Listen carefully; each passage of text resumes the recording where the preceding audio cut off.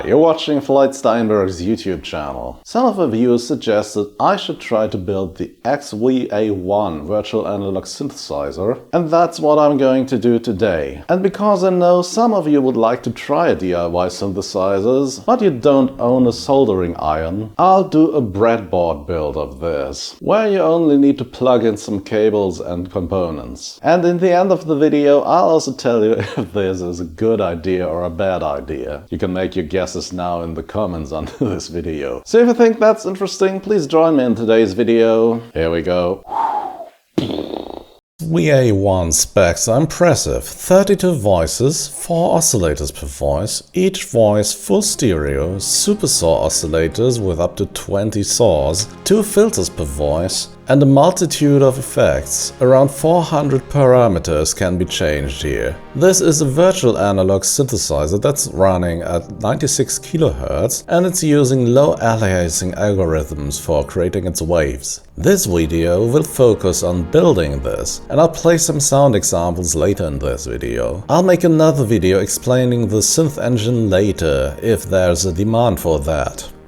Oh, and a brief disclaimer just to avoid misunderstandings. This synthesizer was designed by René Ceballos, and I hope I didn't butcher your name there, sorry man. And the way he designed it is much more sophisticated than this no soldering build. On my YouTube channel I often highlight projects by other developers. If you want to see my builds, I'll link some of them in this video's description as well.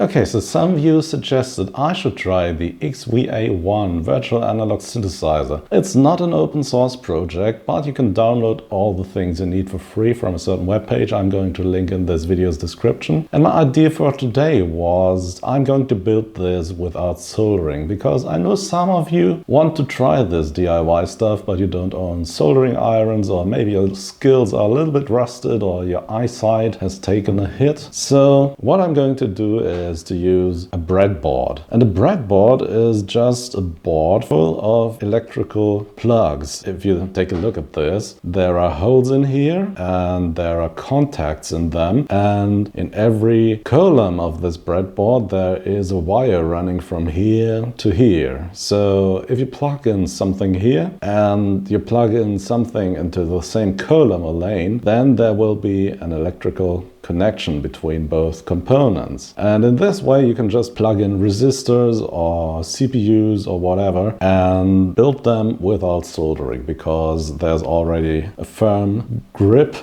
on your component that ensures a stable electrical connection. For example, one thing we need for this project is this 47 ohm resistor, and what I can do now is just push it into this board here.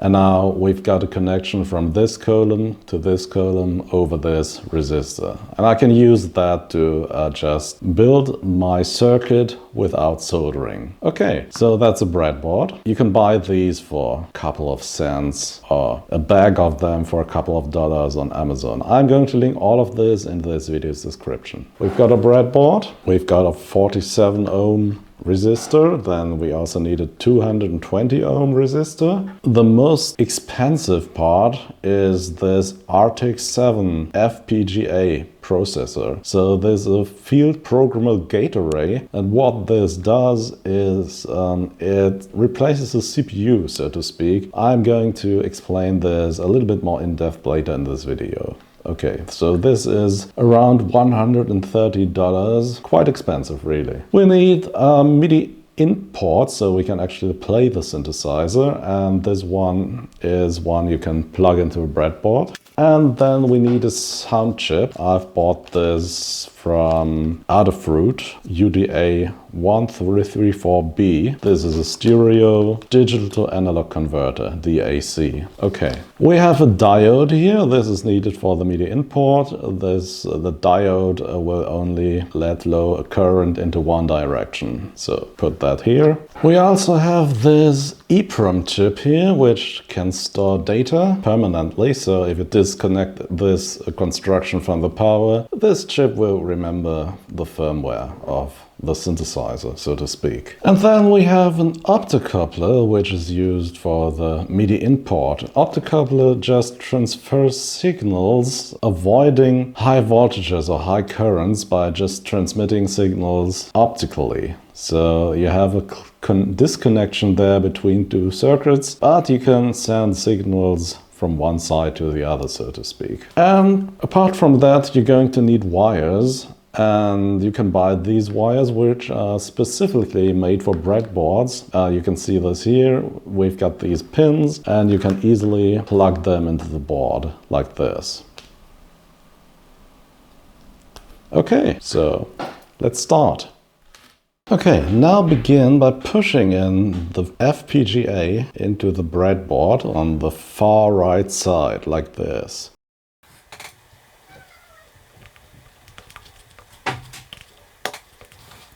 This takes a little bit of pressure, and the reason why I'm doing it on this side is because we want to access the USB port here to connect this to the power and to update the firmware. Once you've done this, all the pins of the FPGA can be accessed through these holes on this side and these holes on this side.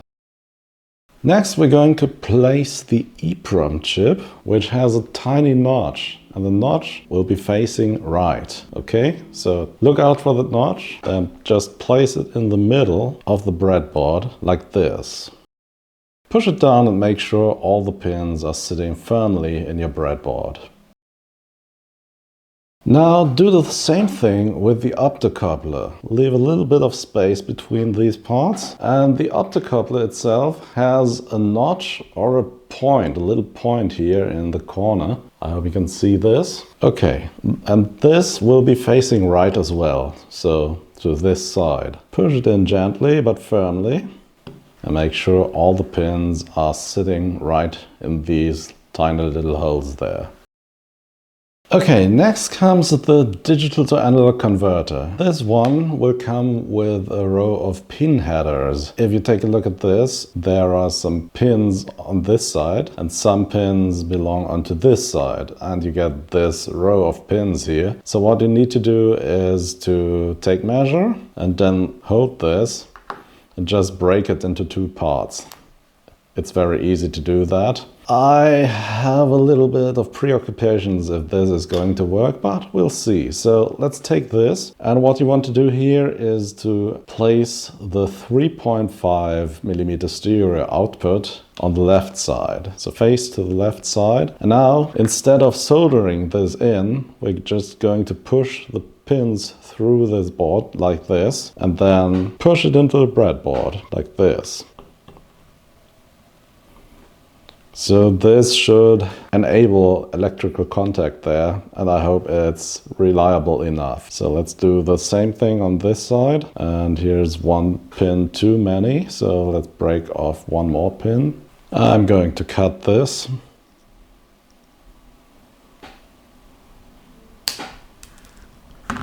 All right, so let's try this. Okay, fits in there without any trouble, so our setup is now like this. All right, and finally we have the MIDI port, and we want this to sit here in the middle somewhere. So there are two sides to this. So one side is going to sit on top of this little trench here, and the other side will sit here. And yeah, let's place it somewhere here so we have a little bit of leeway for our wiring later. Should be easy to push this in, and now all the important parts are on the board. Now we need to set up the wiring. I've printed both schematics that come with the XVA1 instructions. So we've got this and this. These unfortunately contradict themselves a little bit because the labels here are a little bit different, but we're going to figure this out, I guess. So this tells us to connect pin 31 to the base clock pin of the DAC. So that's the first thing we're going to do.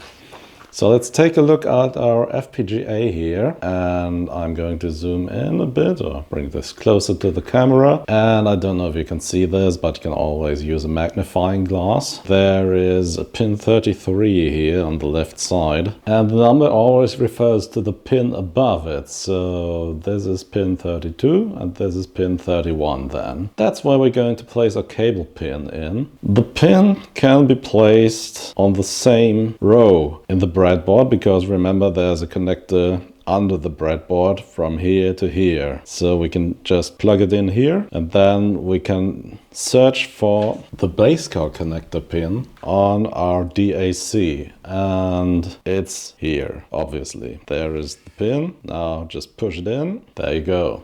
That's it. Okay, so pin 32 is going to DIN. So pin 32 is here, right next to pin 31, and DIN is here. So plug it in like this. Next is pin 33, which goes to W select. And you can see this is right here. Right. Next one is ground. Pin 34 is connected to ground. Let's use a black cable for ground. So this is pin 34 and ground is here. All right. Then we've got pin 35, and pin 35 is connected to mute. All right. Let's see. We have got cables here which are long enough. Okay, so this is pin 35 and mute is on the other side. It's here. Now I have to wiggle it a bit in here like this. Okay, and finally pin 36, which is connected both to voltage in and SF1 and SF0 as well. Okay, so we have a double connection there. So yeah, let's find pin 36. It's here obviously. This goes to voltage in, which is here. And from there, we then go to the other side to SF1 and SF0. So perhaps we need to plug this into here. Then we will take a short wire and we will lead it under the other wires to the other side and search for SF1. SF1 is here. Next, we need another short wire, and I hope this will fit in here. No, it doesn't. Oh, it does. Okay, so and now I'll connect this to SF0, which is here. Okay, and with that, this part of our schematic is set up correctly, I hope. Let's get this a little bit closer to the camera so we can take a look.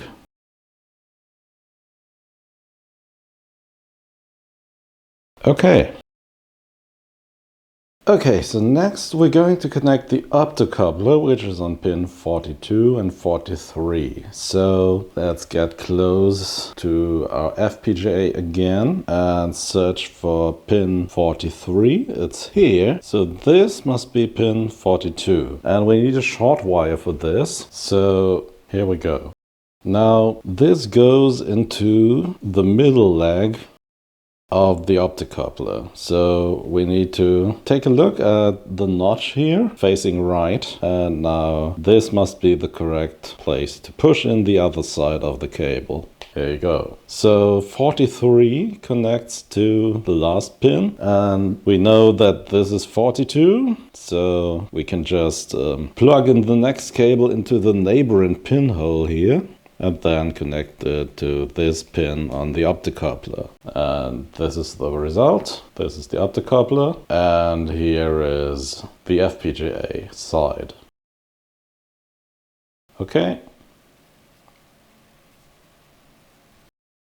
And now the EEPROM chip. So this begins on pin 45 and goes to pin 47 and 48. I have 4 wires here already, so we know that this is pin 43, so we leave 1 pin out and then connect this pin here. This is 45, and 45 goes into the rightmost pin. And once again, take a look at the notch here. It's facing into this direction, so we know this must be the right pin. Here we go. Now we can just continue. 46, this must be here. And 46 is connected to the next pin, like this. 47 is connected to the next pin here. There we go. And finally 48, and we know that we must now reach the last pin, and I don't know if you can see this, but this is correct. So the last pin is here. Let's push in the pin. There's a little bit of resistance here, which is good, and it goes into this hole here. So now this side of the wiring is done. So one of the patrons asked me to give a brief explanation what an FPGA is and why I should choose one over traditional CPU for projects. So FPGAs, or field programmable gate arrays, can perhaps best be described as a toolset to create your own digital circuits within the tiniest space of that chip they are living on. And digital circuits are basically small building stones that can perform logical operations. And I'm simplifying things here, but logical operations are OR decisions, AND decisions, NAND decisions, XOR decisions. In modern FPGAs, there's much more. Lookup tables, more high-level stuff. What you need to know is you can easily build your own digital circuits and run them inside the FPGA. And they will then make decisions or run processes ultra fast. And modern FPGAs are so sophisticated that you can even design your own CPUs inside of them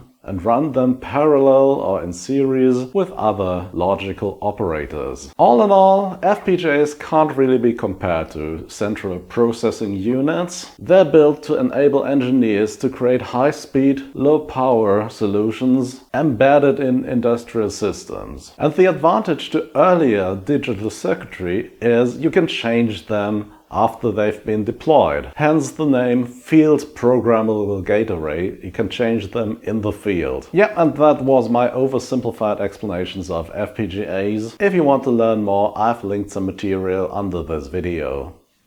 Okay, next let's work on these wires here. So this one is going from the third pin on the bottom of the EEPROM chip, the first pin on its top. So let's take a short wire here, and third pin is here. First pin on the other side is here. That should work. And then from the fourth pin on the bottom side to the second pin on the upper side. Right, do that. So here's the yellow wire, fourth pin, second pin. Okay, and now from the first pin on the upper side to the third and fourth pin on the upper side. So we're going to need 2 more wires for that, to the third and the fourth pin. Now we can just go from here to here. Okay, that's that. Let's bring it closer to the camera. Should look like this.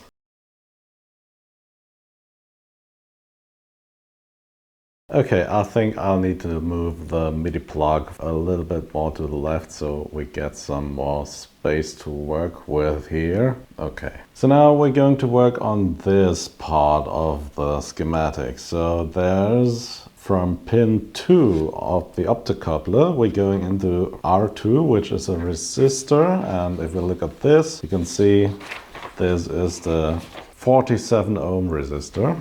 So that's the first thing we're going to do. We'll place it on the board. I'll place the resistor here. Okay, now it says connect the middle pin of the optocoupler to the resistor. Okay, let's do that. So here's another wire. Here's the middle pin of the optocoupler, and we'll connect it to the resistor like this. Okay, and we'll connect the other side of the resistor to the fourth pin on the bottom of the EEPROM chip.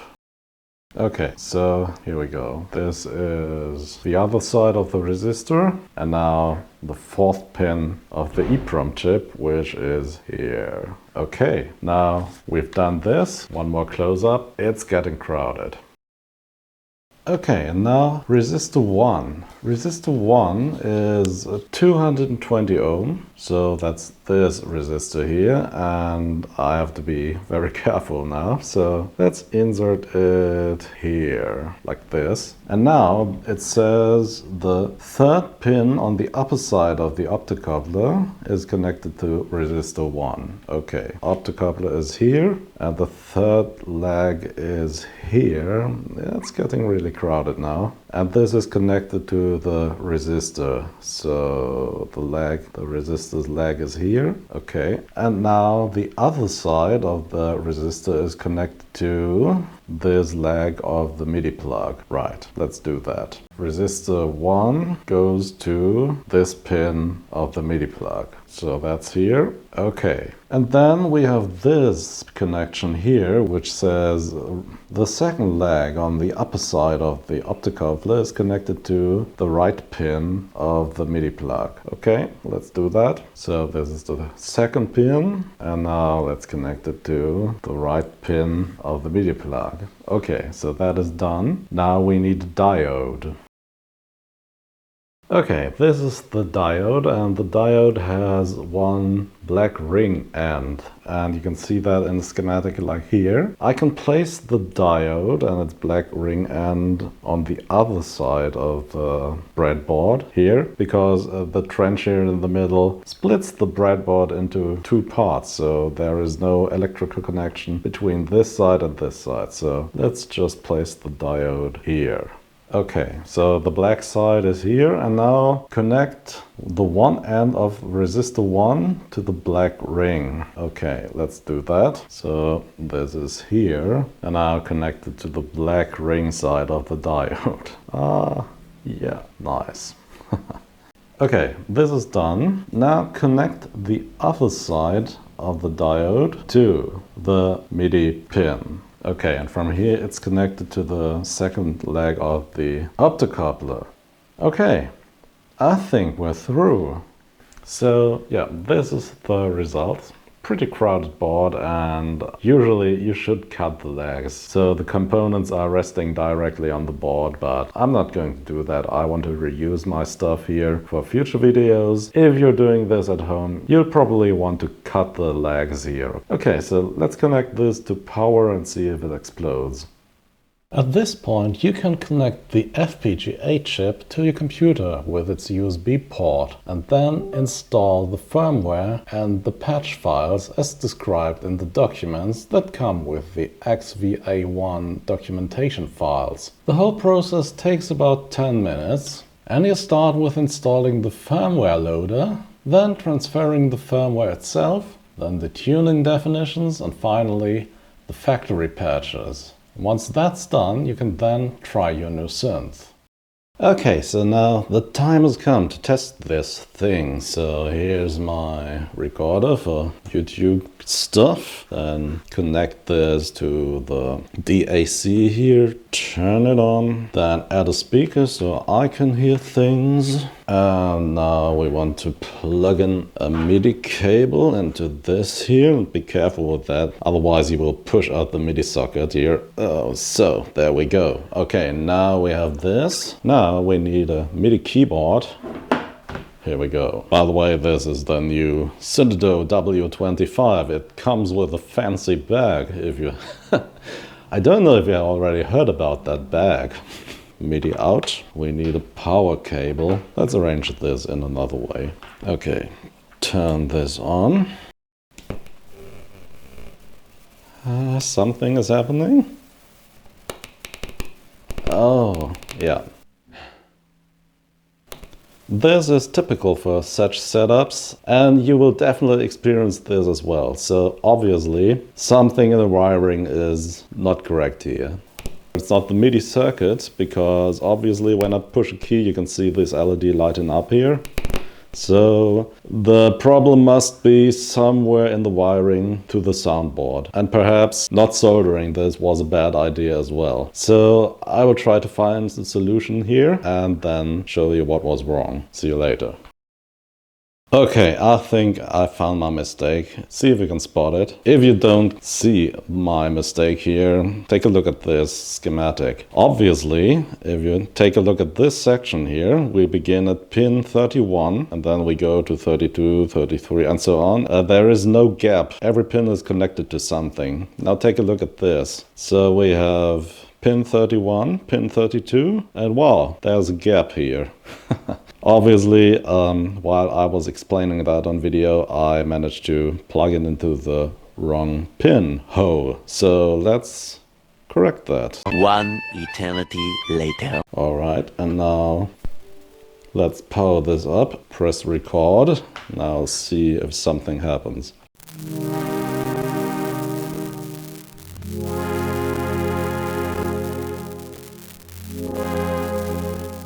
Okay, I'd call this sound crispy, and I think the problem here is the soundboard itself, because it's not soldered, obviously. So yeah, I have bought another one on AliExpress which has these pin headers already attached to it. So let's swap that and then let's listen again, and I will find another mechanical solution for this.